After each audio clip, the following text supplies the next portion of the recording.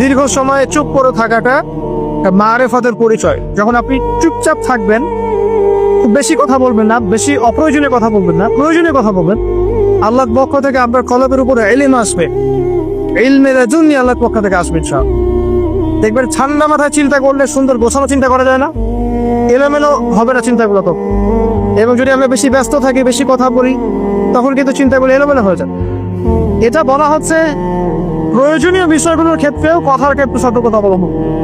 তাহলে অপ্রয়োজনীয় যে কথাগুলো আছে, যে গীবত, পরনিন্দা, পরচর্চা, অহেতুক মিউজিক শোনা বা অহেতুক কাব্য চর্চা, অহেতুক উপন্যাস, এগুলোর কি মূল্য আছে? তাও যখন প্রয়োজনীয় ক্ষেত্রে আল্লাহ পাক বলছেন আলাইকা বিতুলিস সামতি, তোমার উপরে দীর্ঘ নীরবতাকে ওয়াজিব করে নাও, তাহলে অপ্রয়োজনীয় গাল গল্প, আড্ডাবাজি, যে আমরা চায়ের দোকানে করছি, ক্যারাম খেলতে খেলতে করছি, লুডো খেলতে খেলতে করছি, অহেতুক আড্ডাবাজি করছি, ফ্রেন্ড সার্কেল একত্রিত হলে অনেক অহেতুক গল্প হয়ে যায়।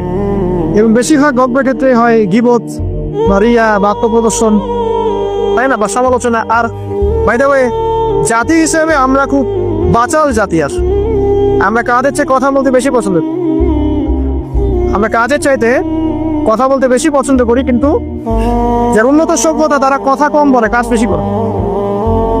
আমরা কাজের চেয়ে কথা বেশি বলতে পছন্দ করি, এবং কাজ যদি কোনো একটা করে ফেলি, যদি কাজ হয় 5 ডিগ্রির, আমরা কথা বলতে শুরু করি 100 ডিগ্রি।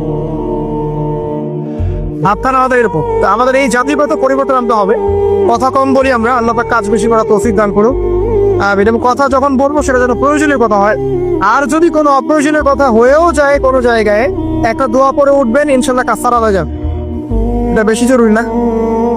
এটা বেশি জরুরি। তো যখন কোনো জায়গায় বসলেন,